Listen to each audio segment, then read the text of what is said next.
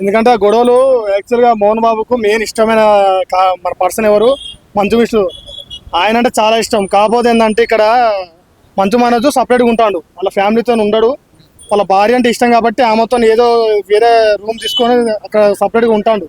కాకపోతే అనవసరంగా వీళ్ళు మంచు విష్ణు వీళ్ళే కావాలని గెలుపుకుంటారని నేను అంటున్నాను. అంటే ఇప్పుడు మనోజ్ కూడా నేను ఆస్తి కోసం కాదు, డబ్బు కోసం కాదు, జస్ట్ నా ఫ్యామిలీ కోసం పోరాడుతున్నా అంటున్నాడు. సో అది నిజమే అనుకోవచ్చా? నిజమే, అది ఖచ్చితంగా. ఇప్పుడు వాళ్ళ వైఫ్ ఉంటుంది, వాళ్ళ ఇంటికాడ వాళ్ళ భార్య, వాళ్ళ పిల్లలు అందరూ ఉంటారు. వీళ్ళు వచ్చి ఎప్పుడు పడితే అప్పుడు వచ్చి వీళ్ళ ఫ్యాన్స్ కానీ లేకపోతే విష్ణు వాళ్ళ బౌన్సర్స్ కానీ మన చిన్న చిన్న గొడవల మధ్యలో మంచు మనోజ్తో ఆయన సార్తో గొడవ అయితే ఆయననే లాగాలి.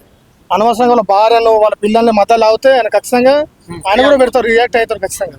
అయితే ఈ వయసులో కూడా మోహన్ బాబు పిల్లల్ని సాధించడము, వాళ్ళకి వ్యతిరేకంగా కేసులు పెట్టడం, వాళ్ళకి పోరాడడం అసలు కరెక్ట్ అంటారా? అది మోహన్ బాబు తప్పు. ఫస్ట్ ఆఫ్ ఆల్ ఏంటంటే ఇద్దరిని సమానంగా చూడాలి. ఆ గొడవ ఆపాల్సిన బాధ్యత మోహన్ ఆయన దగ్గర ఉన్నది మొత్తం. ఒకరిని తక్కువ చూసుడు, ఒకరిని ఎక్కువ చూసుడు, ఈయన వాళ్ళ భార్య వాళ్ళ మాట్లాడినపోతే ఎవరు మాట్లాడతారు? ఇంకా ఇద్దరు సమానంగా చూస్తే ప్రాబ్లం ఉండవు. ఇద్దరు సమానంగా రాస్తే ఒకవేళ ఆస్తిలో రాస్తే ఇద్దరు సమానంగా రాయాలి, లేకపోతే ఇద్దరు రాయకుండా అనాథాశ్రమానికి రాయాలి. ఈ కథే ఉండదు మొత్తానికి. అది నిజంగా ఆస్తుల కోసమే జరుగుతుంది అంటారా? ఇది ఆస్తుల కోసం కొంత జరుగుతుంది. మళ్ళా ఇక వాళ్ళ పాత కక్షలు కూడా చిన్న చిన్నగా కొన్ని ఉన్నాయి. ఆ చిన్న చిన్నగా మధ్యలో ఎవరైనా పుట్టిస్తాలో ఈ మెయిన్ ఏంటంటే మంచు మనది వాళ్ళ వైఫ్ని తీసుకొచ్చిన మధ్యలోకి వాళ్ళ పిల్లల్ని తీసుకొచ్చిన వల్ల ఆయన కోపం వస్తుంది. అయితే ఇప్పటి వరకు జరుగుతున్న ఇష్యూస్ అన్నిట్లో కూడా అసలు మెయిన్ రీజన్ ఏంటంటారు అన్నిటికీ? ఫస్ట్ ఆఫ్ ఆల్ ఏంటంటే ఆయనను సపరేట్గా ఉంటాడు, ఆయనను ప్రశాంతంగా ఉండలేకుండా చేయడం. ఎంత కథ ఎంత విష్ణు సారే చేస్తుంది అంత. సో మొత్తానికి దీనికి సొల్యూషన్ ఏందని అంటారు? సొల్యూషన్ ఏంటంటే ఆస్తి అన్న ఇద్దరు సమానంగా రాయాలి, లేకపోతే ఎవరి లైఫ్ అన్నా వాళ్ళు చూసుకోవాలి. ఆస్తి రాయకుండా గమ్మనన్నా ఉండాలి మొత్తానికి.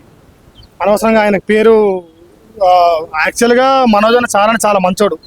ఈ హైదరాబాద్లో ఎవరన్నా రైట్ సీటర్లు ఉన్నా, పైల్వాన్లు ఉన్నా, లేకపోతే ఇంకెవరున్నా ఖచ్చితంగా వాళ్ళందరినీ దగ్గర తీసుకుంటారు, అందరితో ప్రేమగా మాట్లాడతాడు. ఆయన గుణం అంత మంచిది ఆయనది. ఇక మేము విష్ణు సార్ అంటే మేము దగ్గర మేము షూటింగ్లో చేసినాం కానీ అంత క్లోజ్గా లేడు. మనోజ్ అన్న అంత ఉన్నంత విష్ణుగా లేడు. అయితే విష్ణు మనోజ్ తో పాటు లక్ష్మికి ఎక్కువ ఇంకా ప్రాధాన్యత ఉంటది. అయితే ఈ ఇష్యూస్ లో ఆమె ఎందుకు తలదూర్చలేదు అంటారు? ఎవరు? మంచి ఆమె రాదు అసలే. ఆమె ఎందుకంటే ఆమె వస్తే మొదలు ఆమె ట్రోలింగ్ జరగడం ఎక్కువ ఉంటుంది. అలా ట్రోలింగ్ అయి మొదలు ఆమె మొత్తం మేనేజర్ తో పోయి ఆమెనే పడతారు అందరు కలిసిపోయి. అందుకే ఆమె ఈ గొడవలు అసలుకే రాదు, ఆమెకు సంబంధం లేని మ్యాటర్ అది. అండ్ మోహన్ బాబు మీడియా మీద దాడి చేయడం కూడా అసలు దాన్ని ఏ విధంగా తీసుకోవచ్చు? అదే ఆయనకున్న ఆయన ప్రెస్టేషన్, ఆయన సిచ్యువేషన్ అట్లున్నది ఆయన. కాకపోతే ఆయన దగ్గర ఉన్న తప్పంతా ఆయన కంట్రోల్ చేసుకోవాల్సిన విధానం ఆయన దగ్గర ఉన్నది. అనవసరంగా ఫ్యామిలీ తీసుకొని బజార్లో పెట్టుకున్నది ఆయననే, మెయిన్ రీజన్ ఆయననే. అది బజార్లో పెట్టుకొని అది ఖరాబ్ చేసుకున్నది ఆయనే. ఆయన కరెక్ట్గా ఉండి ఇద్దరిని సమానంగా చూసుకొని మంచిగా ఇద్దరికి సమానంగా ప్రేమ చూపిస్తే ఆ గొడవలు అసలు జరగకపోవు అసలు.